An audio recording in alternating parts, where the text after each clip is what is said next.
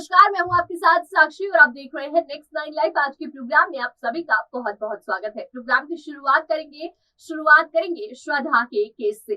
श्रद्धा case में जिस तरह से आफ्ताब इस वक्त जेल में बंद है, लेकिन आफ्ताब के बाद श्रद्धा के पिता से क्या क्या हुई ये शायद बहुत कम लोग जानते हैं। जी हाँ, जब श्रद्धा के पिता अपनी बेटी को ढूंढने में लगे थे, उसी बीच उन्हें आफ्ताब मिला। आफ्ताब से मुलाकात कर उन्होंने पूछा कि मेरी बेटी कहाँ है।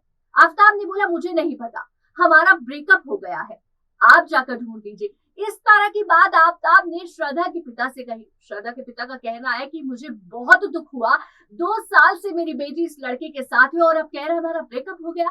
मुझे नहीं पता, मेरी बच्ची 25 साल की थी जब घर छोड़कर गई। इस लड़के के लिए जो आप कह रहा है कि मुझे नहीं पता। हालांकि उसने ये भी कहा कि आप भी ढूंढिए और मैं भी ढूंढता हूँ।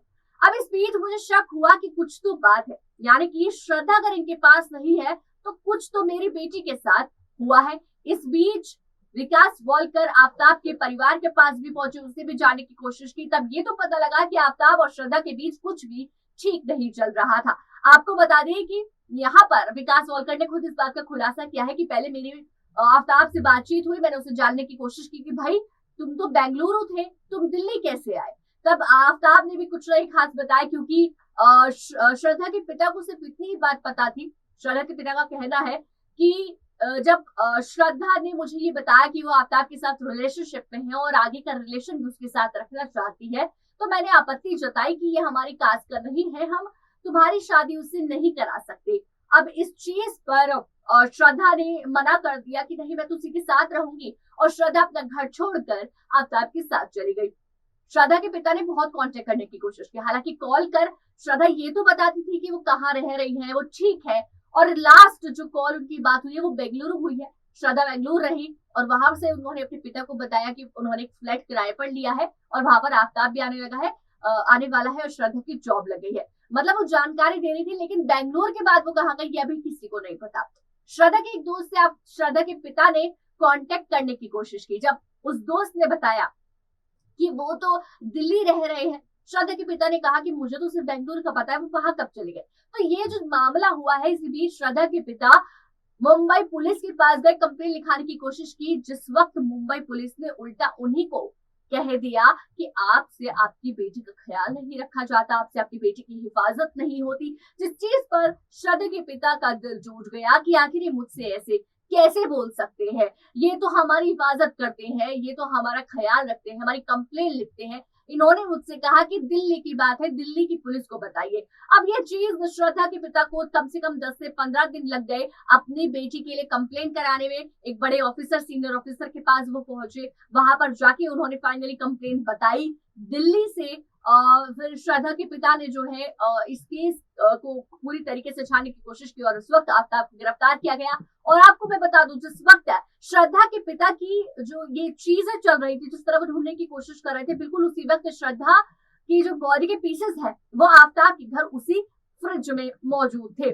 साथ ही आपको बता दें कि इस केस में देखने को मिल रहा है कि श्रद्धा के पिता लगातार इंसाफ की मांग कर रहे हैं, क्योंकि जो कुछ हुआ वो रुके नहीं। अभी भी वो सदमे में, उनका यही कहना है कि मैं अभी भी सदमे में हूँ, मुझे ऐसा लग रहा है मेरी बेटी कहीं गई है, वो अभी वापस आ जाएगी।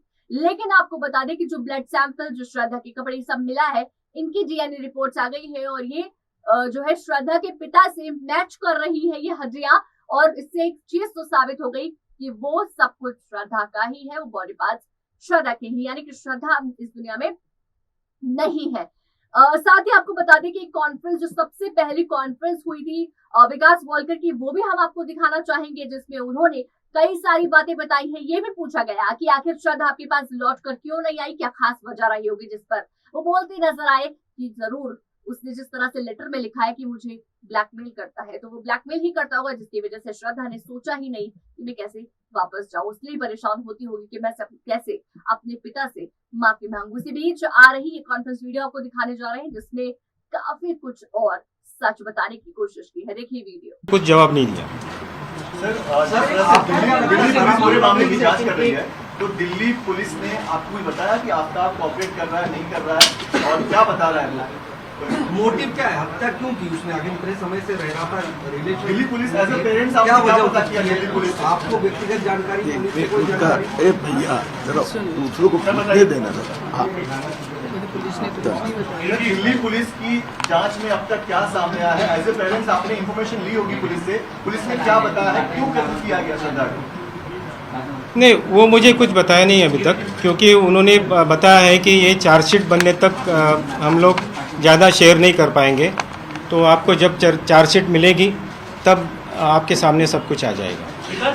एक सेकंड जरा वो बैजल बताया उन्होंने नाम, एक्चुअली वो फॉर्मर गवर्नर थे, अभी के जो गवर्नर है लेफ्टिनेंट गवर्नर VK सक्सेना, उनसे उनकी मुलाकात हुई। अब इस सक्सेना जी तो इतने अभी मुलाकात हुई अभी हाँ जी जी जी।